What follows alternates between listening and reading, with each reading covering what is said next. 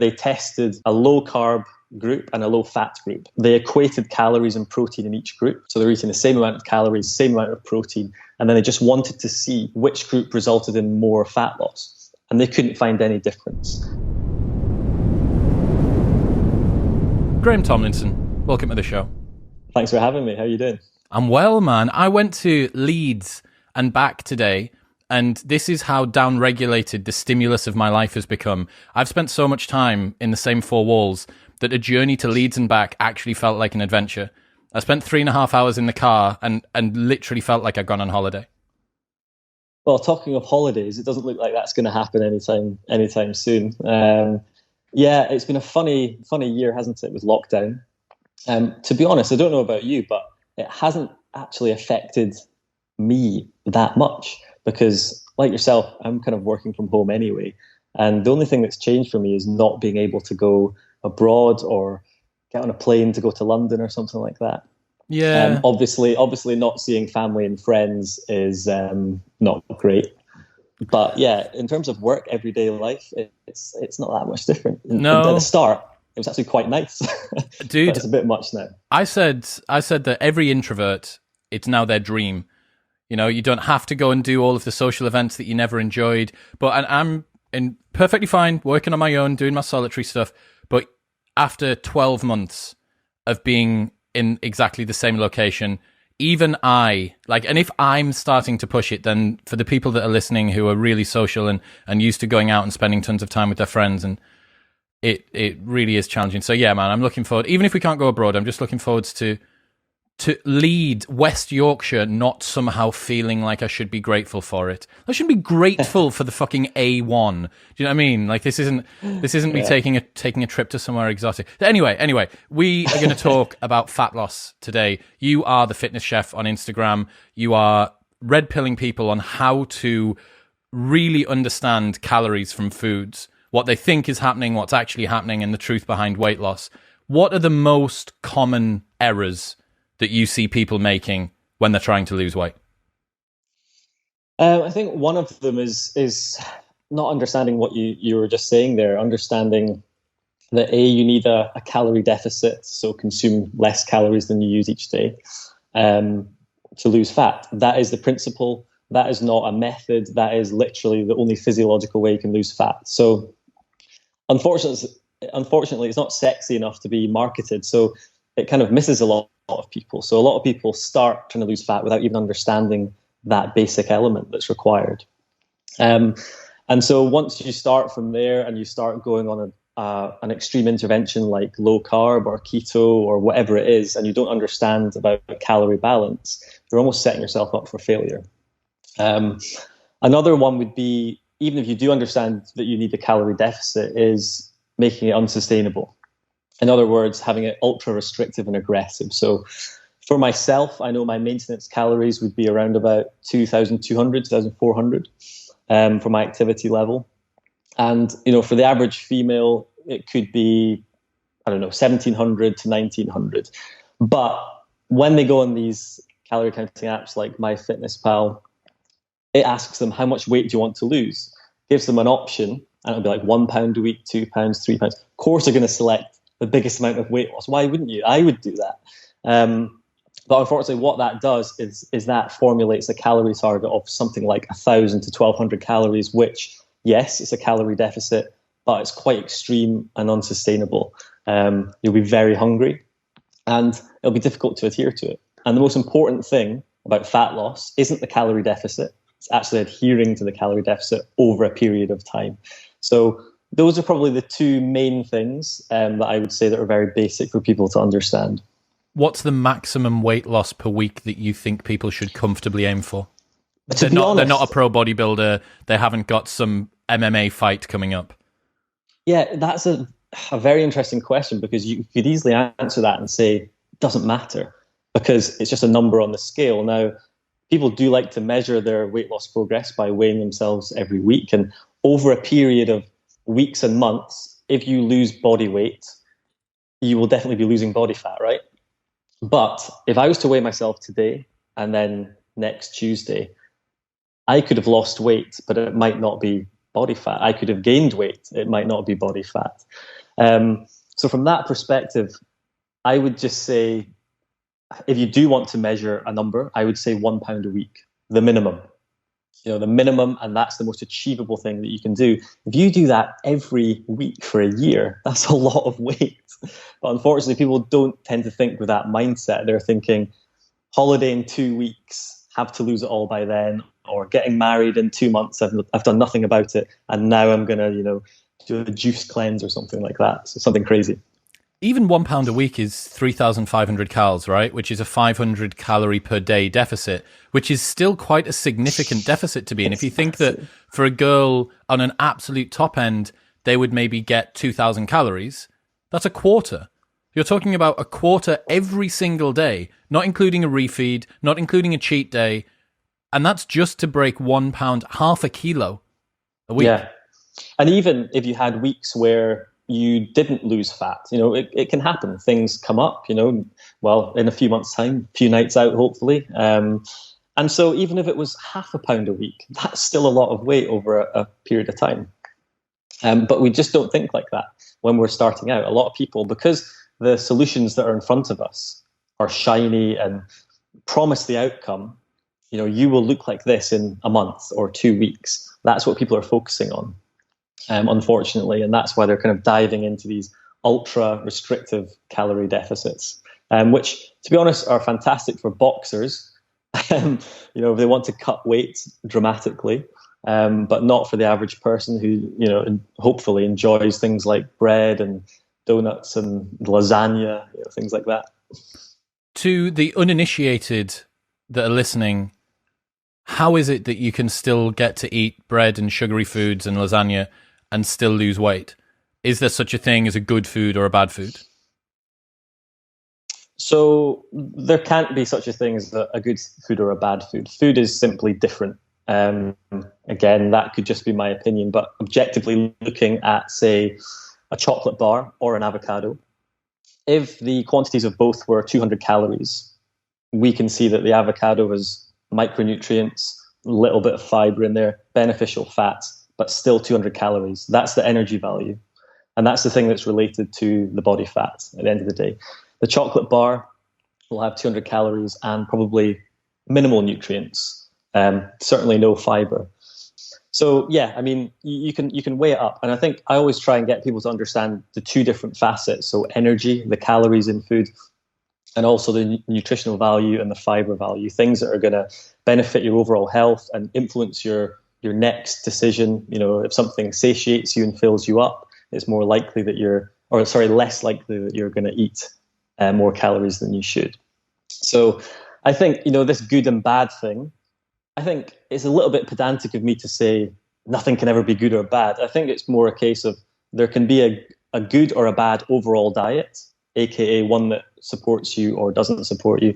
But as an individual choice, like one meal out of a week is one meal out of 21 meals. If that was something that was double the calories than you normally have, it's not going to make much difference as long as all the other meals are kind of still supporting you. So yeah, it's one of my kind of pet hates is when I say people saying I've been good or I've been bad. Because what it does is when people eat something like a pizza or a chocolate bar, they feel guilty. Of course, if they were doing that every day, potentially it's not going to be optimal for them. But if they're doing it in moderation and they understand more about the food they're eating, it's a lot easier for them to make informed decisions about what they're eating. So getting on to some of the biggest myths of fat loss, there's been, if this is the case, because I remember when If It Fit Your Macros came out publicly. The launch of If It Fits Your Macros. Yeah, and that was what, maybe like 2011, 2012, I'd say, kind of the back end of the Ziz era, that sort of timing. If It Fit Your Macros came out. Everyone had been into carb backloading for a long time. Then Carb Night came out, and then it was just, it's any calories, bro. So if it's been it's any calories, bro, for the best part of a decade now, nearly 10 years of the If It Fits Your Macros world, why have we seen stuff like keto and intermittent fasting and slimming clubs and all this sort of stuff? Before we get into trashing them, which is going to be great. Why? How have they come up? Is it just repackaging things in a sexier way that's easier to market?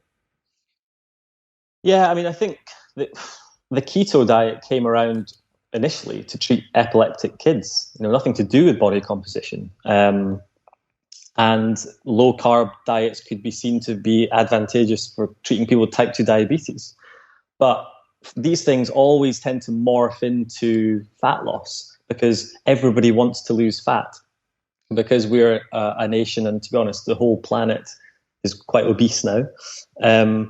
It's naturally going to move into that because that's what people are seeking, I guess. That's how I kind of think it's happening.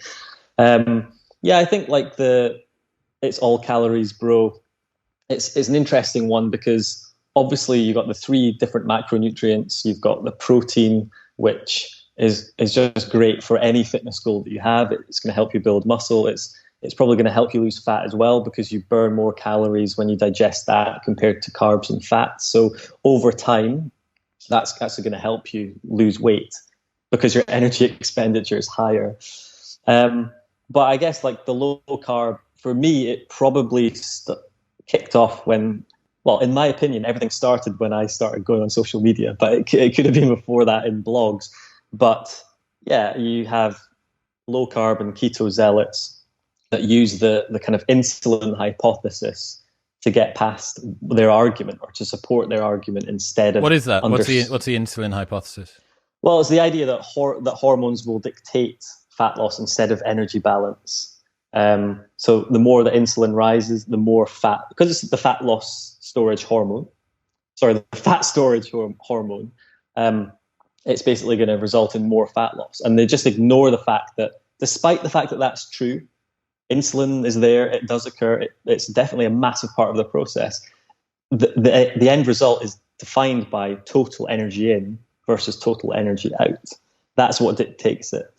So yeah, it's kind of like cherry picking a segment of the process between somebody eating calories and it being metabolized and turned into fat tissue.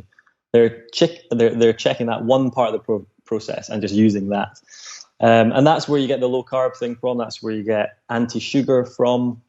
The sugar one's a little bit more vicious in the sense that people claim that it is, poisonous or turn straight to fat. All these kind of ludicrous claims that are just not supported anywhere in evidence.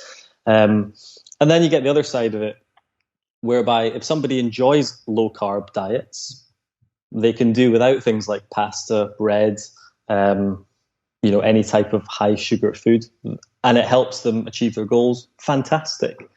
But the problem comes when people are trying to lose weight and they enjoy those foods and they feel they have to cut them out, and it's just unnecessary. There's no kind of evidence there. In fact, all the evidence goes against what some of these hypotheses are saying. You can look at things like the rice reduction diet experiment, where participants ate 95% of their calorie intake from rice, fruit, and fruit juice, pretty much all carbohydrates in there. And they were in an aggressive calorie deficit.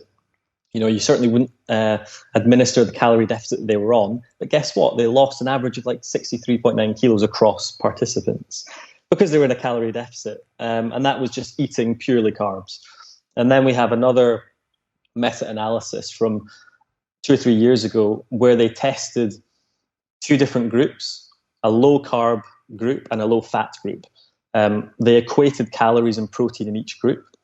So they're eating the same amount of calories, same amount of protein, and then they just wanted to see which group resulted in more fat loss. And they couldn't find any difference. In fact, I think they found an insignificant difference between low fat resulting in more fat loss than the low carb diet group. And that was a meta-analysis of lots of different studies out there. So there's 2 examples of quite reliable research to just... I mean, if you say that to somebody who is like an anti-carb zealot, they can't say anything to that. It's like, well, how can you argue? How did that happen then, if what you're arguing is true? So yeah.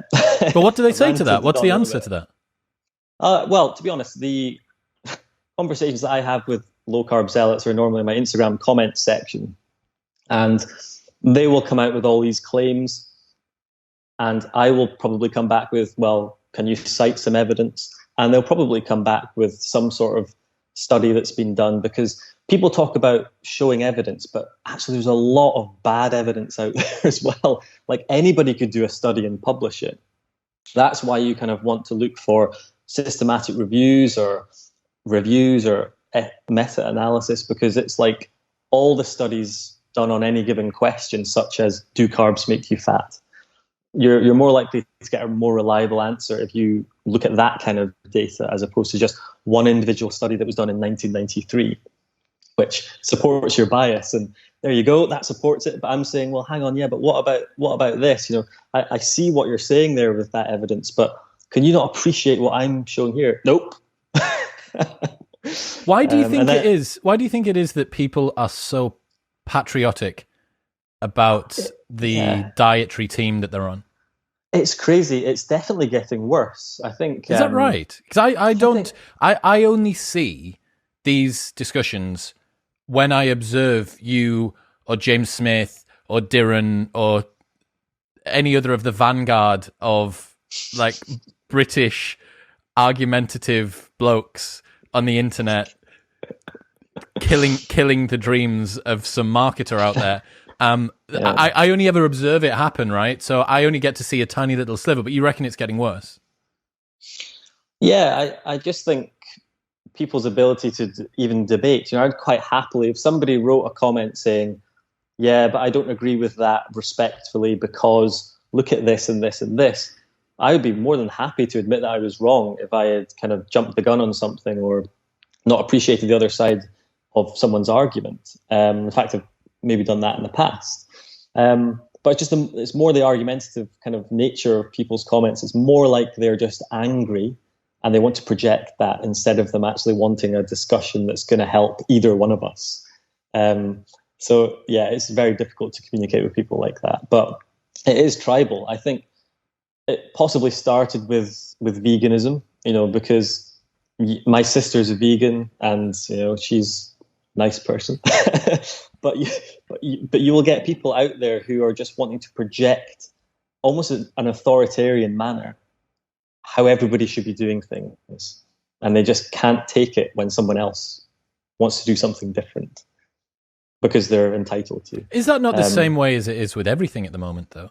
So think about the patriotism that you see between people's political parties at the moment, or towards a social cause, or towards a particular type of injustice, or whatever it is.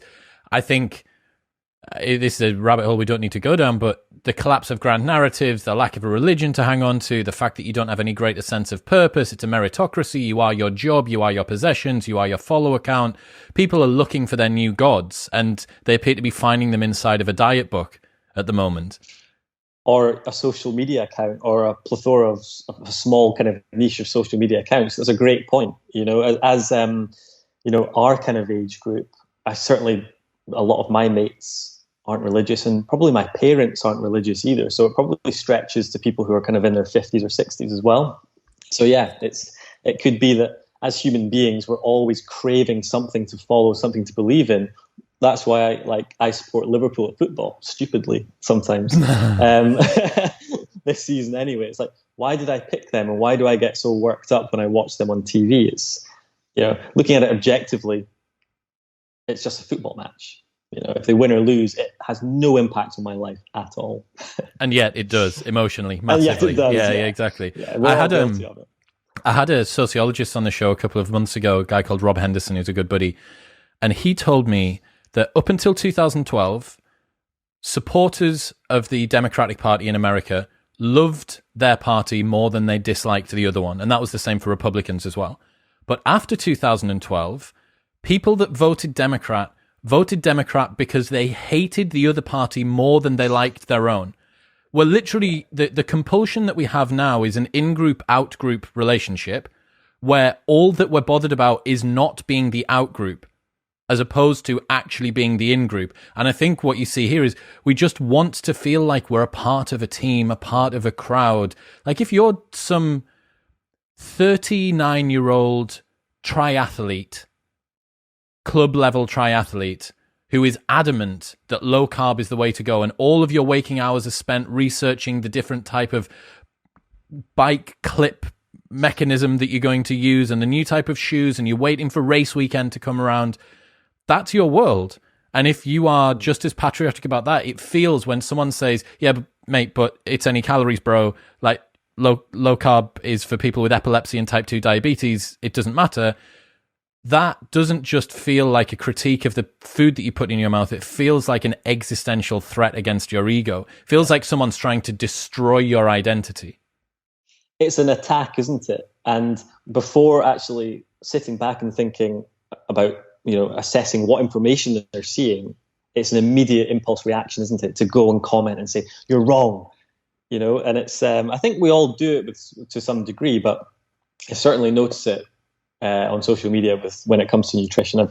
I've had posts, things like avocado toast versus Nutella toast, just displaying the simple facts. There you go. You do what you like. You can have either, displaying the facts about diet soft drinks, that they don't cause cancer despite all these conspiracies, and they don't make you fat because they've got 0 calories. They don't raise insulin because they've got 0 calories. But people are just like, yeah, but it's poison, bro. And it's just like, well, what can you say to that? If it was poison, people would be dying. Have there been any studies that have shown links with artificial sweeteners? In rats, a while ago, but in human beings, there's none. I mean, that's to my knowledge. I think the most recent meta-analysis was done in 2015, and it had over 500,000 participants there, and it showed no carcinogenic properties within diet soft drinks. Specifically, it was aspartame. So there are other sweeteners, but aspartame's the one that gets labeled. One of the most researched, food supplements in the world, right?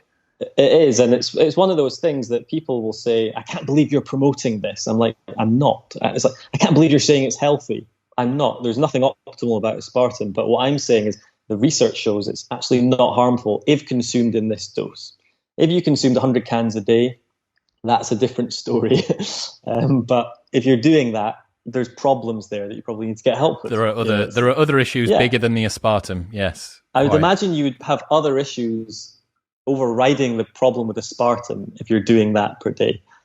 Just having all that bloating, for example. Purely the recycling issue, I think, would be a big one. Okay, so that's low carb. What about intermittent fasting?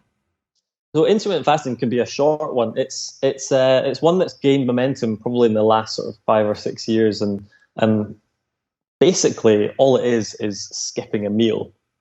Unless you are crazy and want to start doing your intermittent fasting at a different time, most people would start eating at 12 o'clock and then finish eating at 8 p.m. or something like that, so that they can combine sleep with some of the fasting period.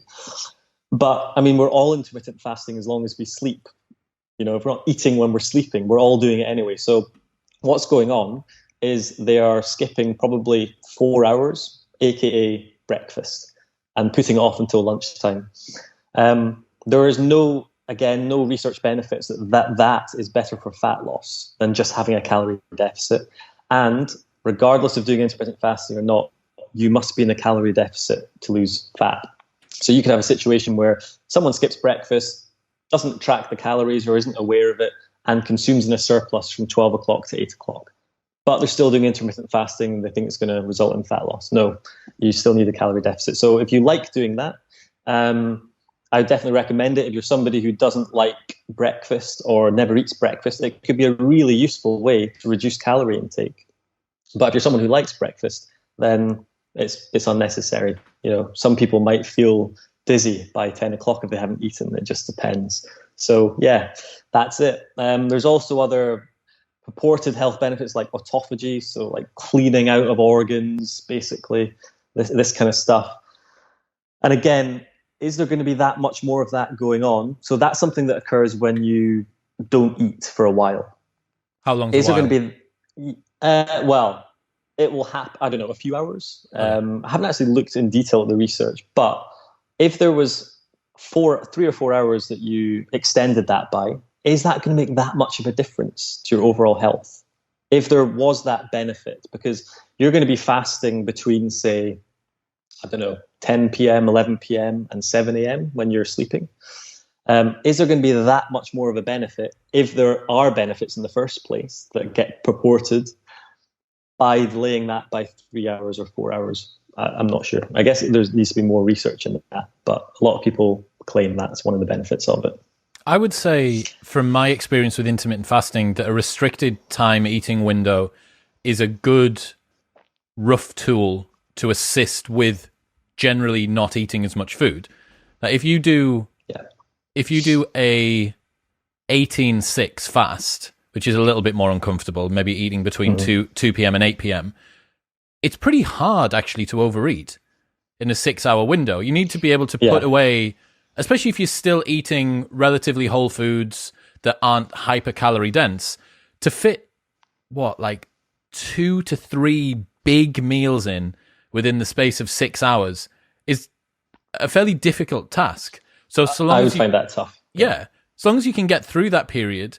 Another thing as well, to kind of fly the flag for intermittent fasting, I have found sometimes when I've done intermittent fasting that my energy levels are more stable throughout the morning, that a lot of the time my morning meal can cause me to feel a bit of a slump, sort of mid-morning to afternoon, and then without that spike in insulin and glucose, I don't have that sort of, oh my God, I need a coffee to stay awake sensation.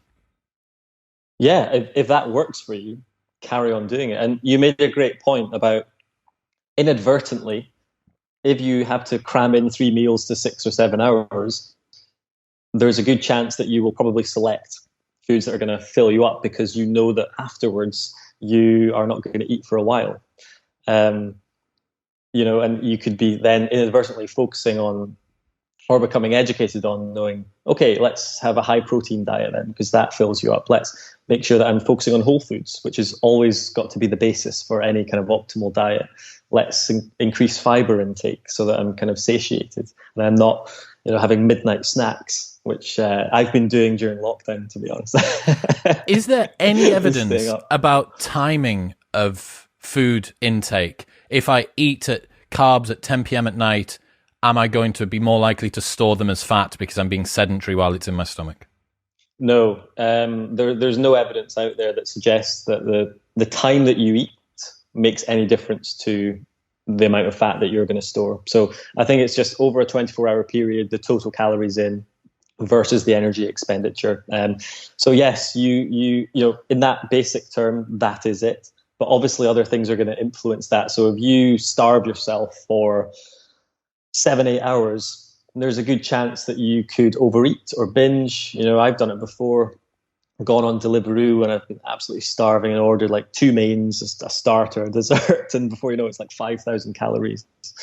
So yeah, there could be behavioral aspects that you could look at there, but in terms of just looking at the energy in versus energy out, doesn't matter.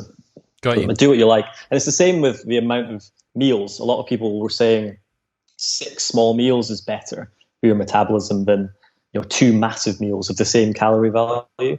Again, it doesn't matter. Just do what suits you. If you're somebody who likes... What about protein intake? Yeah, protein intake, I'd always recommend at least 1 gram per kilo of body weight. And I guess if you are training quite a lot, you could go up to 2 and beyond. I think that's something that a lot of people miss. And a lot of people... Because you require it for muscle building and for fat loss, it's going to be beneficial because it's got a higher thermic effect, and because behaviorally it's going to help fill you up. And people often miss that out and maybe just concentrate on the calories and maybe aren't aware of the amount of protein that they are eating. And it's actually quite low, and over time it could possibly contribute to them overeating more calories because they're not feeling full, for example. So yeah, there's also some other crazy myths that, we've seen that people were kind of saying proteins is bad for you, is smoking, and it wrecks your kidneys. It's just, again, it's just complete nonsense. So something that the Daily Mail would just reel out every now and again. The internet tracks some interesting people. What about the fact that I've definitely seen James post this, and you may have done as well, that during one sitting there's an upper bound ceiling on how much protein your body can absorb?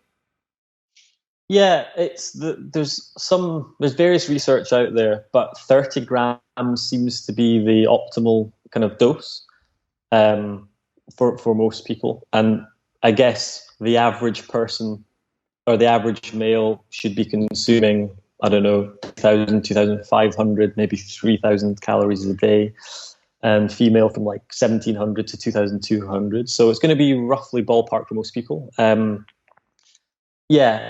be honest, it's something that's still being researched quite a lot. But from the evidence that I've seen, it's definitely a better idea to aim for kind of 20 to 40 grams servings of protein rather than, for example, at the end of the day, realizing that you haven't eaten much protein and you try and whack in like 100 grams or something in one meal. That's what I'm thinking about related to having an intermittent fasting window, that inevitably, if you've got an upper bound of about 30 grams that you can absorb optimally within one sitting, how long is the reset window between that? Do you know? No, I think it would be... No, that's something I'll probably have to have a look at, actually. Whether it's relevant for somebody who's trying to lose weight, I'm not sure. But for somebody who's trying to build muscle, that's definitely something that they should kind of think about. But I guess some of the research that I've seen, I don't know if you've seen some of Alan Aragon's stuff, he's sort of talking about every possibly 3 to 4 hours having more protein. I think that's certainly in research showing to be beneficial for muscle gain. For fat loss, I'm not sure that it really matters that's interesting. how regularly you have it. Just because for muscle gain, intermittent fasting for muscle gain might not be the best idea because you are depleting yourself for a long period of time. And of course, yes, you can be losing fat during that time for as energy, but also muscle. Muscle is probably the first thing that's going to be burned before fat there. So yeah, it's interesting. Yeah, it is. I was definitely thinking that. I remember seeing Dan Bilzerian talk about his approach to diet, and his approach to diet is to just have 25 grams of protein every 2 hours that he's awake. That's all that he does. So he'll have a protein bar, then he'll have a shake, then he'll have a little food. I mean, when you're constantly surrounded by, when you live in the Maldives or wherever it is, he can just get tapas, presumably, on, like, he just clicks his fingers and some handsome Spanish waiter comes over with a penny on and like delivers him some nice sort of seafood paella or something like that.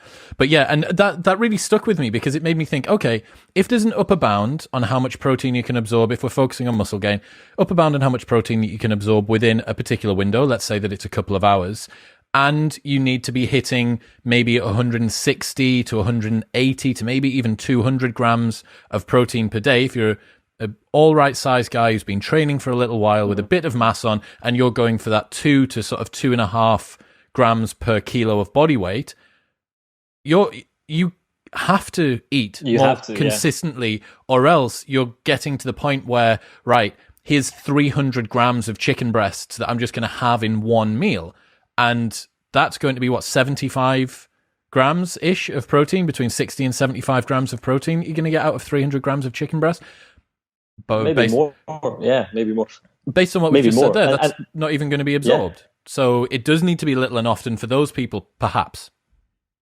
Absolutely. And also, I guess for somebody who's training quite regularly, maybe training twice a day, having the fuel to fuel that workout, it makes sense. You can have protein before that in a balanced meal, within an hour to 2 hours afterwards to start recovery, and then later in the day, maybe having an evening meal. So that's things that are kind of meals that are required for the training to optimize the training anyway. So I guess for a lot of people, it would already be in place. But certainly for muscle gain, it's something that people probably... Yeah, it can probably get a bit much. It's like, oh my God, another meal. You're probably full, and it's 8 o'clock at night, and you're trying to get that surplus up there. You're trying to get the protein up there. You realize that you still have another 30 grams of protein to hit. I guess you could have something like a protein shake, but yeah, it's tough. It's a lot more intricate gaining muscle than it is losing fat. You think so? And I mean that physiologically. But psychologically, it's probably harder to lose fat for people who have ingrained beliefs, ingrained habits. And it's just about trying to shift that to change their behaviors over time. Whereas for muscle gain, it's more, yes, you do need to appreciate how much protein you're eating, how many calories you're eating here, what's the progressive overload on your training stimulus, all this kind of stuff. So that can be psychological as well, but I think it's more kind of psychological for fat loss when it comes to that. I'd agree. I think nobody stumbles onto consuming 200 grams of protein a day. Nobody in history has ever accidentally consumed 200 grams of protein. The only person that's ever done that is someone who's going out of their way to hit a protein target. In the same way as no one ever in history has accidentally been in a consistent calorie deficit for a long time. It's not you have to do it to achieve the thing that gets you the output that you want for fat loss or for muscle growth. It has to be conscious, because it's just 200 grams of protein is a lot of food. And being in a calorie deficit is uncomfortable. It doesn't just happen by chance, so it needs to be planned.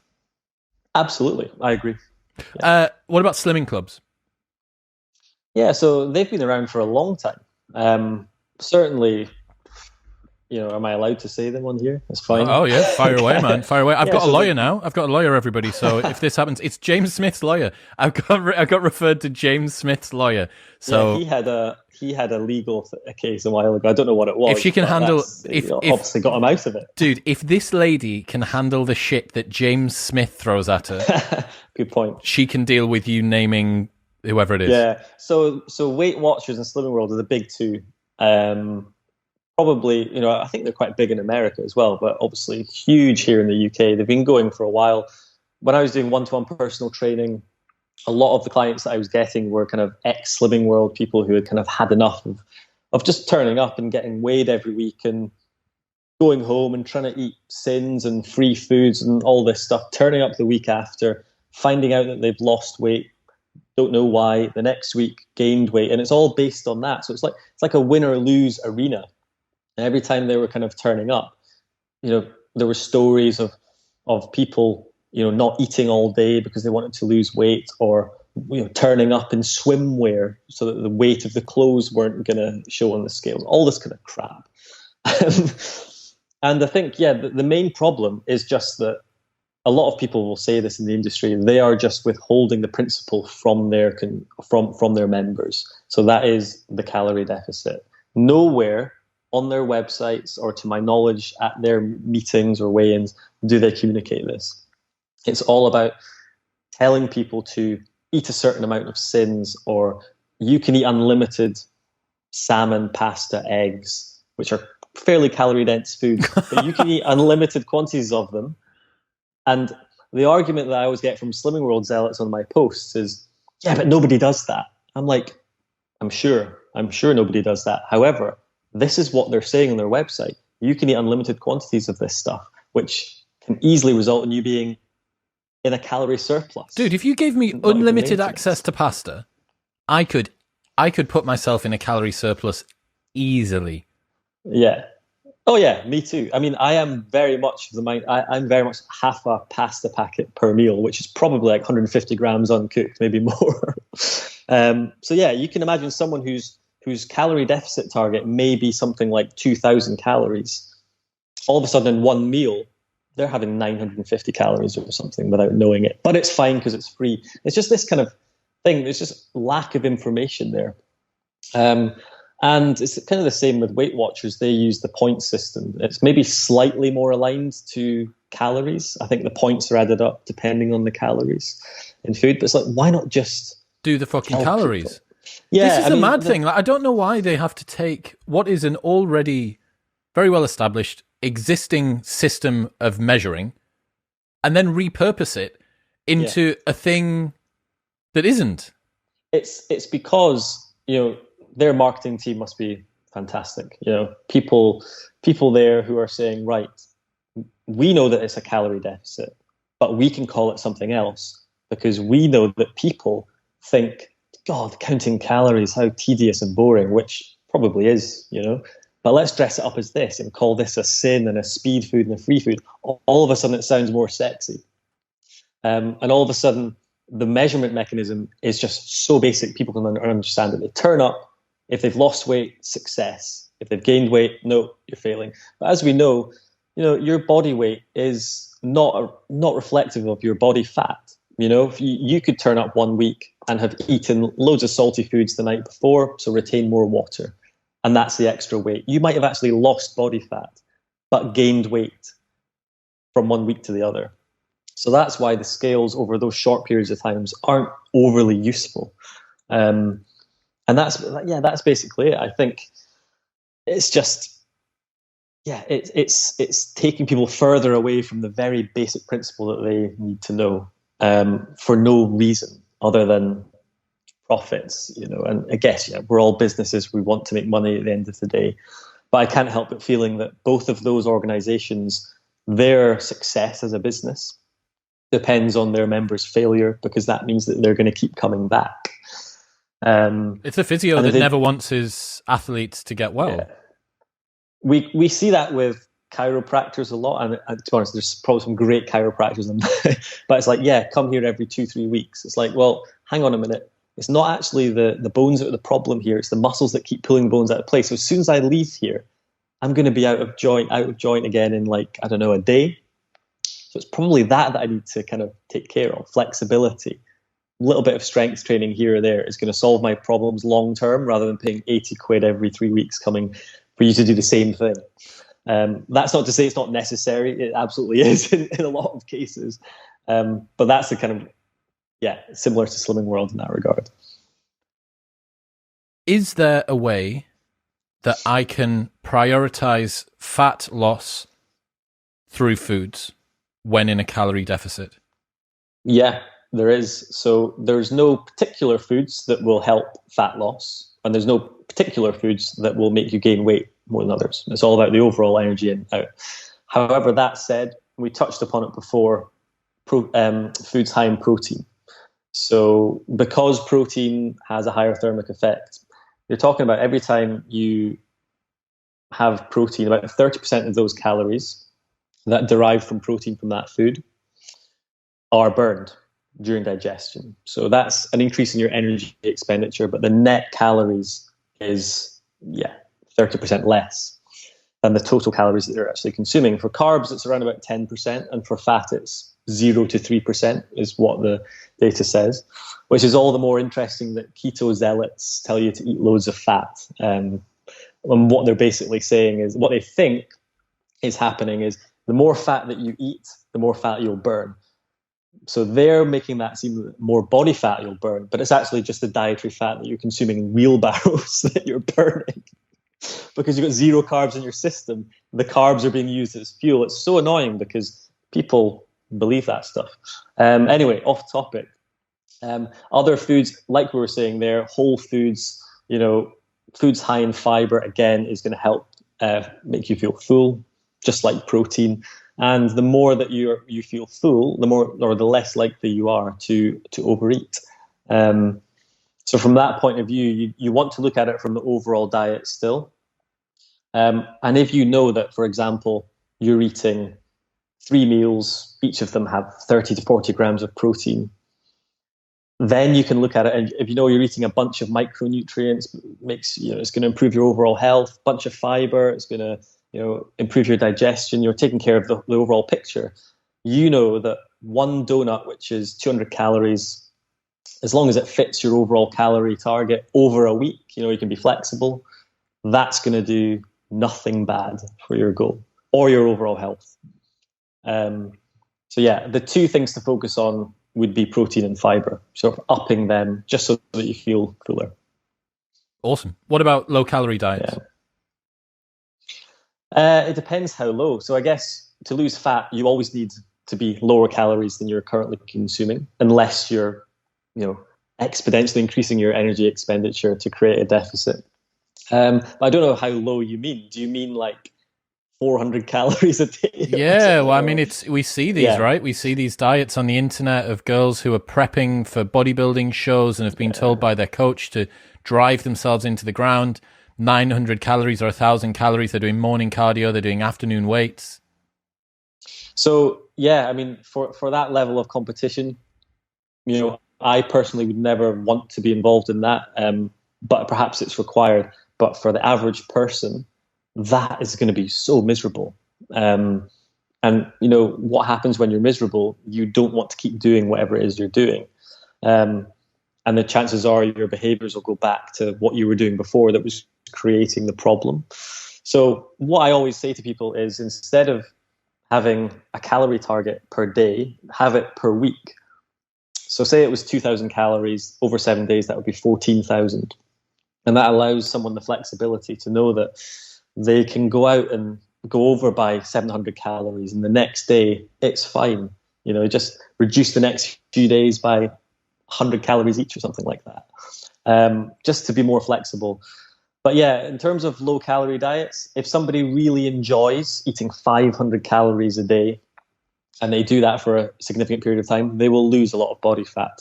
And it will be quicker than if they just had a gradual, say, 20%, 15% calorie deficit, which is going to be slower, but in the long run, more likely to be successful. So there's two options there. What does the evidence say about juicing and detox? Well, to be honest, there's none. So, there's not much out there. So the claim is that if you go on a juice cleanse or a detox, you are presumably detoxing your organs. I mean, a lot of the businesses that promote these things don't actually know what they're saying. It's just like a bunch of words saying, going to cleanse your organs, lose weight. It's just all the buzzwords, really. But logic would tell you that unless you don't have organs like kidneys and lungs and liver and skin, unless you don't have those, you will be detoxing naturally anyway. That's what they do. So there's no need.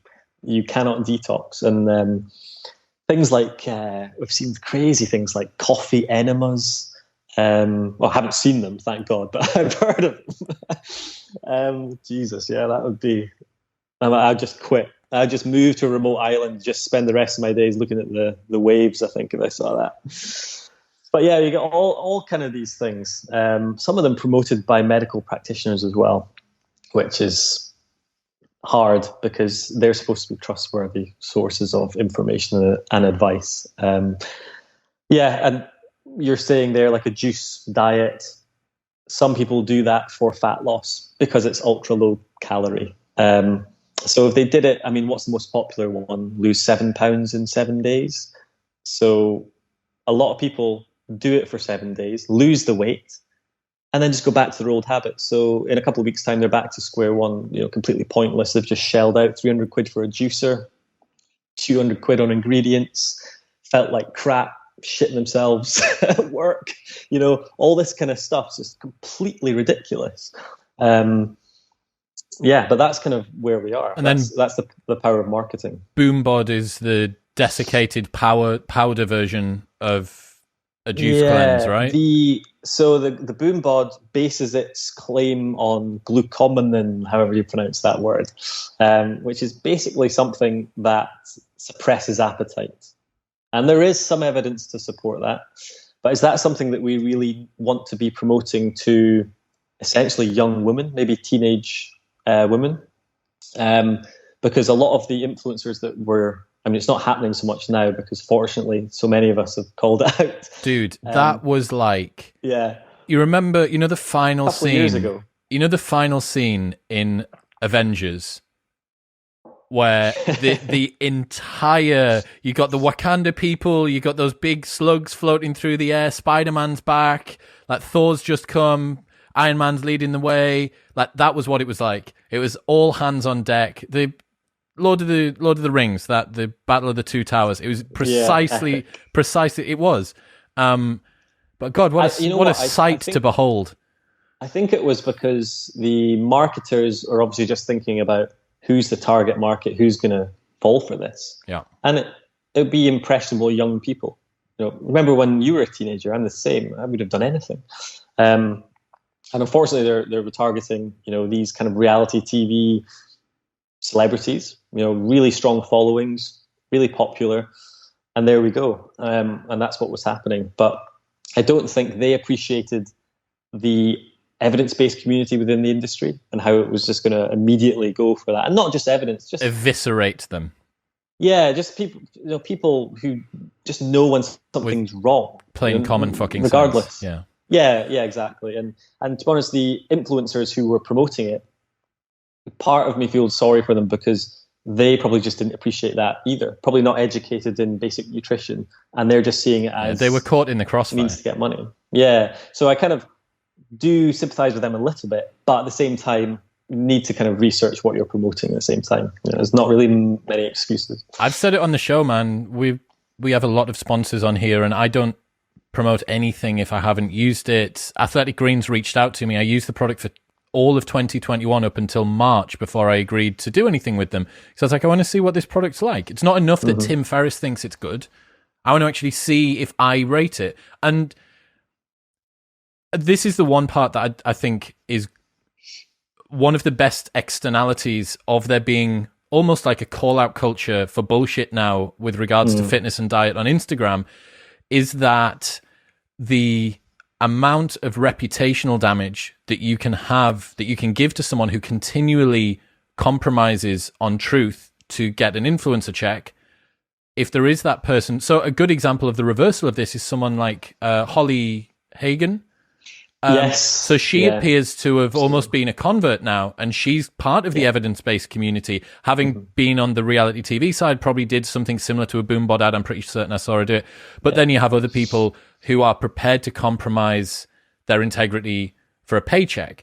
And as you roll the clock forward, the race to the bottom is not going to continue to win because all of the people are just not going to buy the product. If they know that this week you're doing charcoal toothpaste, which doesn't work, and next week you're doing Boombod, which doesn't work, and the week after that you're doing one of those waist trainer things, which doesn't work. Do you know what I mean? Like every time that they do that, there's no social capital left. And from my side, I'm more than happy to see that happen, because it means that for those of us that have decided to go integrity first, you with your cookbooks, like you're not trying to flog a special super secret sauce with pomegranates or whatever where you squirt it in your eye. Like it's just, here's some low calorie foods, here's how to eat them. And the same thing with James. Like James is providing what is, in the nicest way possible, a really simple solution. Like his academy is just, here's some calories, here's some training, here's some accountability, go to the fucking gym. Like that's all it is. That's all it is. Yeah, and the thing about it is, most of the time, that's all people need. It just doesn't sound, you can't it's hard to do some sort of like digital ad with that, or like a billboard. It's just like common sense or these kind of things. People just kind of, the way things are now with advertising, things have to be extreme to get noticed. And the thing with my the second book, Still Tasty, is all I did was think, well, what am I going to do for another book? And it was lockdown. And my followers, what I did was put out a poll saying, what's your favorite recipes? And a lot of people come back with burgers, pizzas, and toasties and cheesecakes, whatever. I'm like, well, to be honest, there's easy ways that I can make these lower in calories. And it's the same volume of food, but it's the same tastes as well. So it's like, but possibly 200-300 calories less. And it's like, well, that's an intervention someone could easily make to lose fat. Still eating all their favorite stuff. They're not, buying this superfood cookbook where they have to eat edamame beans wrapped in avocado and cress or something every morning at 6 a.m. But you know what it's like? I was looking at all the cookbooks, and it's just like all these cookbooks, even the ones that are like just meal prep, are all using the lose weight. It's just like, get healthy recipes, lose weight. So they're just using all the buzzwords. I'm like, hang on a minute. You're not giving any advice for someone to lose weight there. You're just giving a bunch of recipes that are nutritious. So that's inadvertently good for someone. But if they want to lose weight, you need to actually tell them how and give them some sort of like information about it. So in each recipe, I'm saying, this is how you save these calories. What I did was changed 10 mil of olive oil to 10 sprays of olive oil spray, or, changed full fat cheese. It sounds like it's not cheese isn't Coca-Cola. Cheese to low fat cheese. Just things like this. They taste the same, but you're eating the same volume. So yeah, anyway, good plug there for the book. Happily, man. Linked in show notes below. What about supplements? Obviously, we've talked about some of the ones that aren't worth their salt. What supplements are worth it, in your opinion? Yeah, it depends what you mean by supplement. So if whey protein was a supplement, which Yep. I would say it probably is, despite the fact it's derived from eggs, it's like it. Yeah, it's a supplement. Let's just call it. I would definitely say whey protein. For the things we've discussed earlier, it can be difficult to hit that protein target each day, and whey protein provides a really convenient and there's lots of flavors, tasty solution for that. You can do that within 30 seconds. Mix up a protein shake or add it to yogurt, add it to porridge, pancakes, whatever. It's just really convenient. You don't need it. You can get your protein from chicken, eggs, fish, whatever. But it's just really convenient. So that would be the number one. For supplements, I guess it depends on someone's situation. If somebody was perfectly healthy and consuming an abundant variety of different foods and whole foods, you'd probably say there isn't any need. But what I would say is in the UK, a lot of us are deficient in vitamin D just because of the climate. So that is certainly one during winter months that I take up here in Aberdeen. I mean, Jesus Christ, January when we were in lockdown here, I don't think I saw sunlight for about 5 days at one point. So it's like, yeah, let's take 2 vitamin Ds every day, thanks. There's one. And things like multivitamins, again, are potentially just going to boost that functional health aspect. But you don't actually know what the benefits are. You can't see them. It's like if somebody keeps getting colds or viruses all the time, vitamin C is known to kind of counteract that. So if they go on high doses of vitamin C and they don't get colds anymore, they will never know whether it was their overall lifestyle, improvement of sleep, of diet, whatever, or that supplement as well. So you'll never kind of know. Those would kind of be the ones that I would recommend. If you're at elite level sort of training, powerlifting and things like that, and obviously elite level sports, that's kind of out of my level of expertise. So I would recommend consulting a sports nutritionist for that. Yeah. But there definitely will be supplements that will definitely give someone that extra 1%. Legal supplements, that is. There's some illegal 1%. Ones that'll give you far more than 1%. And some illegal ones, yeah. I would throw into the mix there, I'd say creatine for anybody that's going to the gym, whether you're a guy or a girl. 5 grams per day. You don't need to phase it. You don't need to cycle it on and off. I think I'm right. There's misconceptions about cycling on and off with creatine, but I think most of the research now suggests that that's something you don't need to do. It can just be something you take continuously. One scoop. And as you say, there's a lot of evidence out there just to show the benefits of taking creatine. Absolutely, particularly if you're looking to build muscle. Absolutely, yeah. Yeah. So creatine, I would also personally, for me, I add in a greens drink. So I mentioned it earlier on, Athletic Greens is just awesome. It just means no one's eating enough vegetables. Like, not even the vegans are eating enough vegetables. No one, not even the fitness chef himself is eating enough vegetables. Yeah. So yeah, man, like but that would be my, whatever it is, like a 6-car garage. And you can add in funky stuff. There's some good fat burners out there. Green tea tablets I've used for years. Omega-3, 6s and stuff are good. But I wonder sometimes. I think a lot of the problem is things like fish oils. Depending where you get them from, you need to make sure that the dosage is actually going to be effective. So a lot of the things that you get in the supermarkets, the dose is so low. Is that right? And it tends to be the more expensive supplements you get, and you maybe have to go to a specialist source, and pay over the odds, but you're going to get a higher dose.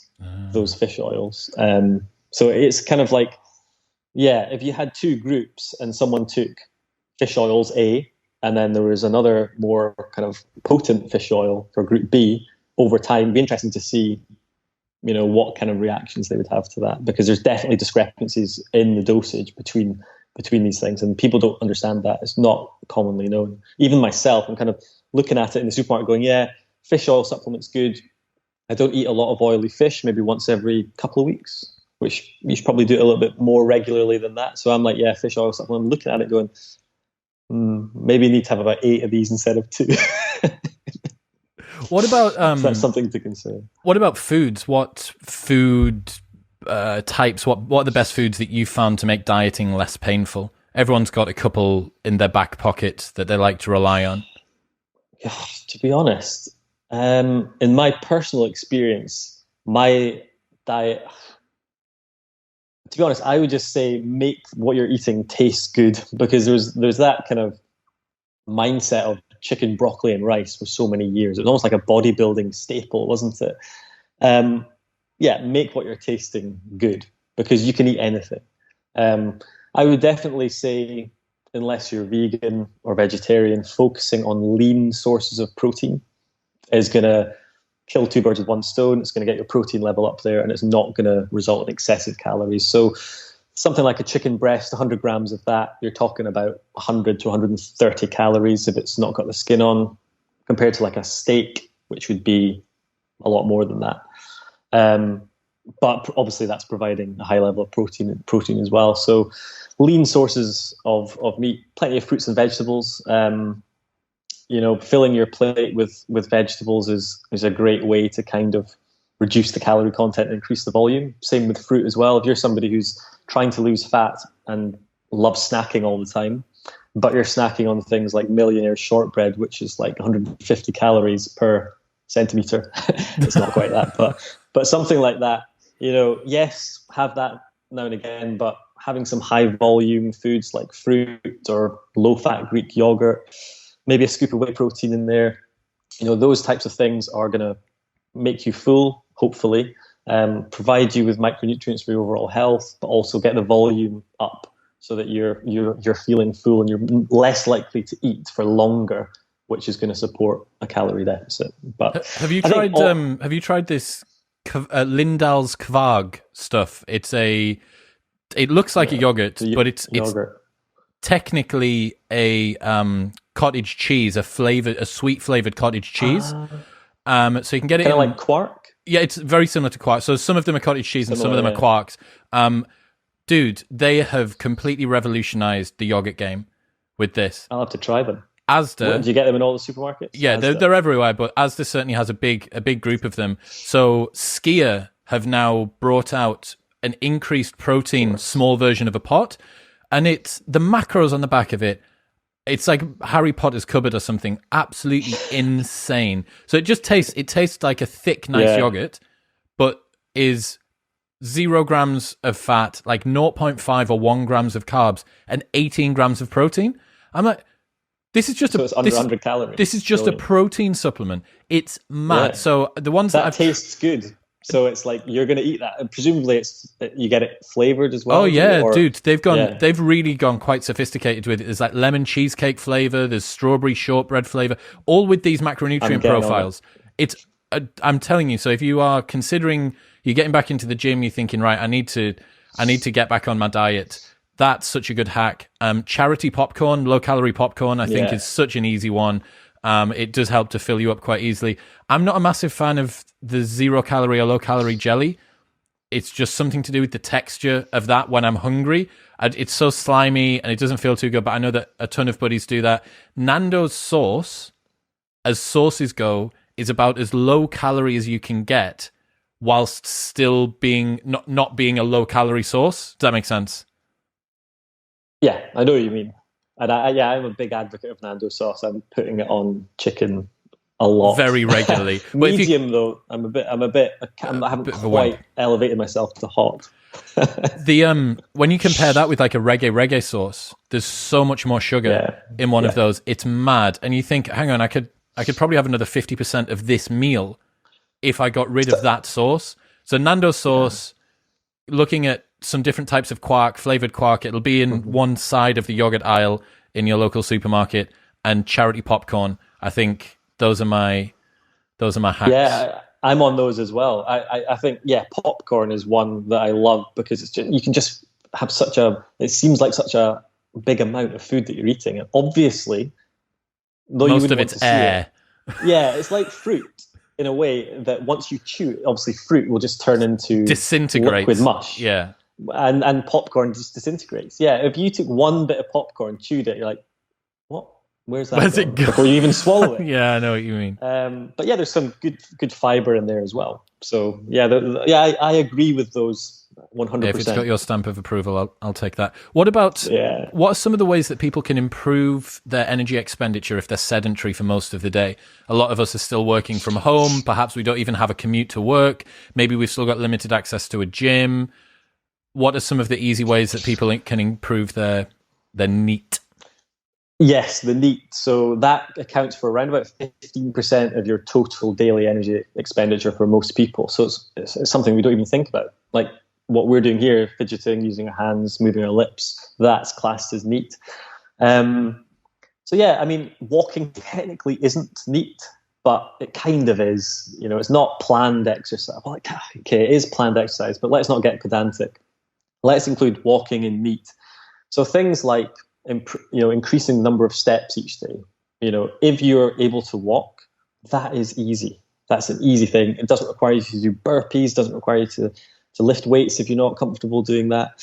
And even like tasks like gardening and doing laundry, all these kind of things. And a lot of people obviously been more sedentary over lockdown because they've been working from home or on furlough. But at work, depending on your occupation, if you are a nurse, I mean, being in hospitals, the amount of walking you have to do, because they're large buildings between area to area, is massive. And before you know it, they could be doing like 15, 20,000 steps on a shift. You just don't know. But another person, their mate, could be kind of on the same calorie spectrum for maintenance, they think, but they're actually sitting around all day. So their mate, who's a nurse walking around, or whoever it is, who's just the guy that works reception versus the girl that's got to go and do the thing. They've been on the same shift for the same amount of time, but one's moved 15,000 steps and the other's moved 3,000. Yeah, and it all adds up. It seems so insignificant because the effort to walk at slow pace or move or get up off the couch is a lot lower than doing a burpee, for example.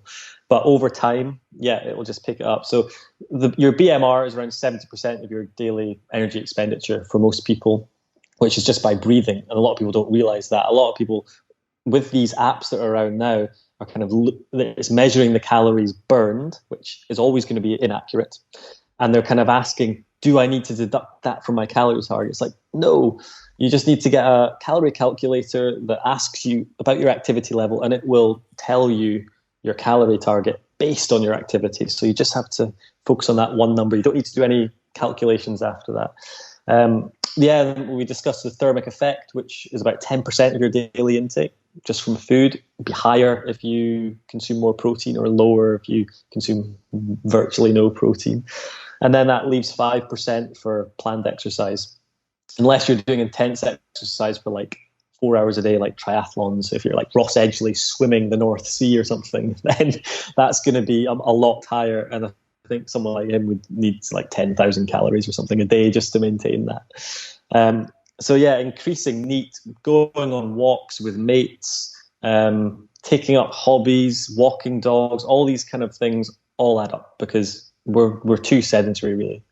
As you know, you got Netflix, you got TV with thousands of channels, you've got everything there, you've got social media, all of which requires you to be still when you're kind of looking at it. So it's kind of getting out of that a little bit and just moving a little bit more, so to speak. My spine coach, Dr. Stu McGill, he gives all of his patients, this is a spinal input because locomotion lubricates the spine in a way which actually reduces back pain as long as you're swinging your arms. So you need that contra movement so that you're doing this. Your hips are going one way, your shoulders are going another. But he prescribes after every meal, do a 15-minute walk. And when you actually put that together, if you're moving at an all right pace, that's your 10,000 steps and a bit. That's more than 10,000 steps within 45 minutes if you're moving at an all right pace. Absolutely. And there's things you can do. It's not just like, if you live in an area which is boring scenery, you just have to walk. You can listen to podcasts, music. This one. Yeah, this right one, obviously. Yes, thank you. And then, you can even, if you're someone who talks to your mates on the phone, I don't think I've ever talked to a mate on the phone since like 2008. I'm the most antisocial person. It's just like text me or go away. But yeah, if you're chatting away for an hour about something, walk around when you're doing it. Like, I think I have like a nervous thing when I'm speaking to someone on the phone, and when I'm indoors, I just walk around. Dude, so let me tell you Yeah. about that. So I got this insight from who wrote Becoming a Supple Leopard. He's been on this podcast. Oh God, yes, I have. He's got a girl's name. I can't remember. People screaming. Kelly Starrett. Thank God for that. That would have annihilated me for the rest of the night. Yeah, no. Hey, Kelly, I'm sorry, mate. He said humans are locomotive beings, and he asks us to think about the last time we had a phone call that required a high level of cognitive load. So you're having a conversation with your business partner about the marketing copy for a new website, right? What's the tagline going to be? And naturally, you can't do it sat down. You have to get up and you have to move. And his argument is that it's something to do with how our movement facilitates our brain. It's not just a nervous twitch. It's not trying to get rid of energy. It's facilitating the thinking process itself. And when you think about the fact that every great thinker that I admire from history, Albert Einstein, Newton, Darwin, all of these people decided to go for walks super regularly. They were avid walkers. And one of the reasons for that is that it's not just the neat effect. It's not just improving your fitness. It's about what you can do mentally when you're doing the walk. So, dude, I'm all for it. That's probably for a different discussion, but that's absolutely as important. Despite all of this kind of fat loss talk, mental health has to be the number one, doesn't it? So when we're talking about all these benefits of compositional change, the end goal is to make somebody happier. If they don't think any of this will make them happier, they don't have to do it. And it's as simple as that. I love it. So, yeah. Dude, where should people go? They want to check out your stuff. So probably the best place would be Instagram, and it's just the Fitness Chef on there. I've also got a website called fitnesschef.uk, and on there, what I've designed is basically like a tool for people who want to track their fitness journey. We're currently going through a bit of an update to the app at the moment, but on there they can track their food. There's lots of calorie counted recipes on there. Soon they'll be able to do a few other things, which I'll disclose soon, and they can have a free trial. So yeah, that's probably the two best places. Facebook, TikTok, those kind of things I'm on, but I'm not great at. Is anyone great at TikTok? Unless you're a dancer, I don't think anyone's great at TikTok. Yeah, I had a few videos late last year that went well, they're getting a lot of views, and then decided to put myself in a lot more of them, and they went terribly, so I don't know what that's saying. but then last week, I decided to do my infamous avocado Nutella post and just do a 30-second voiceover describing in basic terms what's I'm saying. On, yeah. And it's gone mental, yeah. And then I did an Easter egg recipe, like chocolate mousse died a horrible death. So you just don't know what's going on in there, which makes it exciting. But it's because it's the Chinese, man. When they're observing you, they've heard that last night you criticized the communist regime, and then they press the button that nukes your account for the next week. Man, today's been awesome. Anybody that wants to check out your stuff, it'll be linked below. You need to give this guy a follow on Instagram. And yeah, man, let's think about something else. Get yourself in some more hot water with someone, and we'll bring you back on. I'll be delighted to come back, so thanks for inviting me. Take care. Thank you very much for tuning in. If you enjoyed that, then press here for a selection of the best clips from the podcast over the last few months. And don't forget to subscribe. It makes me very happy indeed. Peace.